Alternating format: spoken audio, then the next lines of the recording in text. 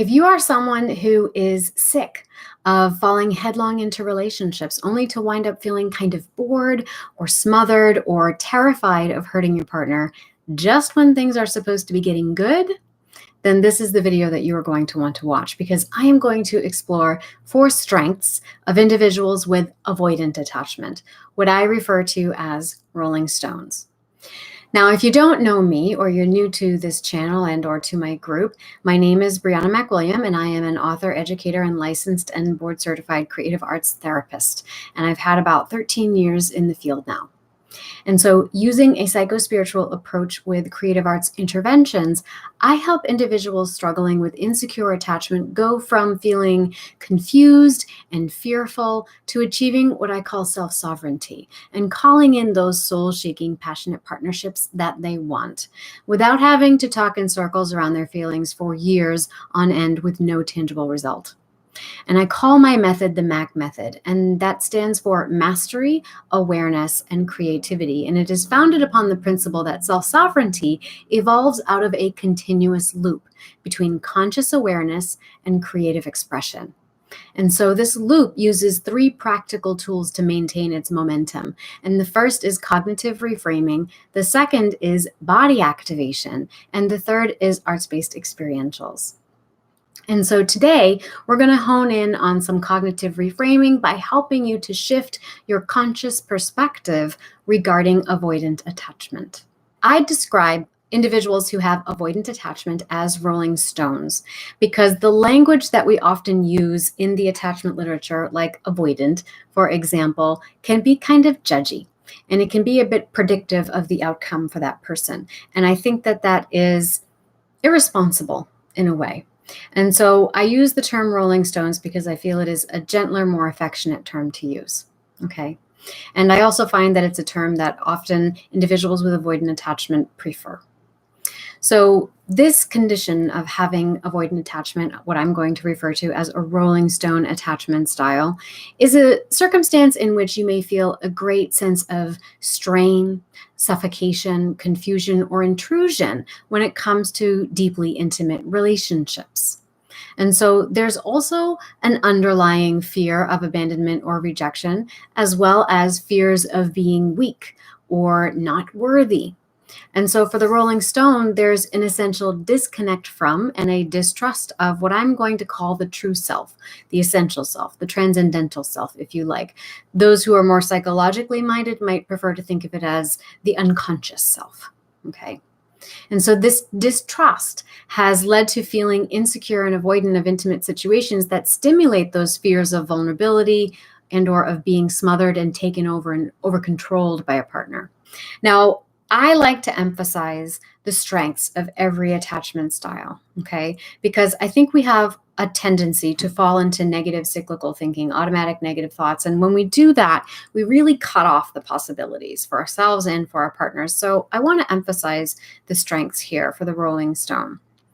And so while a lot of what we discuss is kind of like the problem that avoidance can create in relationships, there really are tremendous skills and abilities that evolve as a result of this type of insecure attachment style. And so today I want to talk about 4 of them. So the first one is a strong work ethic. I have noticed that rolling stones often know how to get the job done, and they are not shy about rolling up their sleeves when it comes to something with a clear problem and solution. When put to the task, rolling stones tend to tackle a problem and they complete it with conviction. A rolling stone is also likely someone who believes if you want something done right, you got to do it yourself. And they feel really good about themselves when they have successfully completed something. Now, again, sometimes our greatest strengths can also be our greatest weaknesses, however. And so a rolling stone may fall into workaholism as a way of avoiding their emotional needs, or they might struggle to delegate and wind up feeling kind of burned out and or sabotaging their own success. Now, the second strength would be analytical problem solving. So rolling stones are often methodical and analytical in their approach to all things. They tend to derive a strong sense of self-esteem and efficacy from their ability to intellectualize and to be rational without letting their emotions get the better of them. And so they may even be relied upon for this and can be great thinkers and conceptual problem solvers.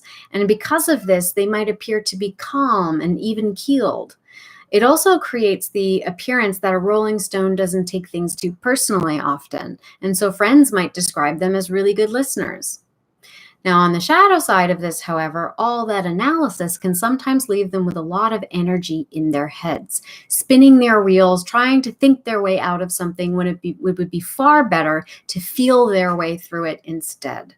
And so, additionally, the overanalysis and emphasis on methodology can leave them in this kind of chronic fix-it mode, which might involve some compulsive tendencies. And lastly, sometimes the calmness and not taking things too personally can actually come across to folks as evidence of not caring or being too aloof, let's say. Now, the third strength here is they are really good in a crisis. Okay, perhaps because of their ability to analyze and problem solve, Rolling Stones are also often really good in crisis situations. Imagine the emergency room doctor who has to turn off their feelings so that they can take quick and decisive action, avoiding emotional paralysis. Okay, they might even be drawn into high risk or thrilling careers because they may get a rush from the adrenaline as a form of acceptable emotional stimulation.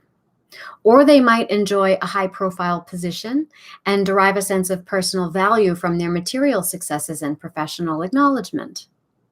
Now, on the other hand, this inner compulsion towards being performance driven could also be so powerful that it scares them, in which case they lock it down. And instead, they might appear lazy or apathetic, kind of shying away from challenging work or tasks that carry a high degree of responsibility assigned to them. And so a painful, if cleverly disguised, streak of perfectionism might actually paralyze them from taking real risks for the fear of failing miserably under that high pressure and incurring shameful feelings about it. Okay. Now, the fourth strength is they are often champions of the underdog. Now, while often appearing kind of aloof in intimate situations, a lot of Rolling Stones might also believe in the greater good and have a soft spot for animals and or people in need. And this could be just a secondary characteristic and express itself more privately, or it could motivate them so much that they become defenders and organizers of any group that they perceive to be an underdog. So in some ways, this actually keeps people at a distance because even though the Rolling Stone may be acting on someone's behalf, it's in a larger group rather than in an intimate one-to-one situation, such as in a romantic relationship. And so this creates a respectable and acceptable kind of shield that satisfies some social and emotional needs while hiding a deeper inner turmoil, which perhaps is only vaguely acknowledged. And so this shield or mask is kind of like an interface that makes it easier to interact with others and prevents things in the Rolling Stone social life from becoming too complicated, right? This also tends to make Rolling Stones kind of irresistible to open hearts who are drawn to the Rolling Stones' strength, independent attitude, and charisma, and the desire to fulfill the Rolling Stones' emotional needs.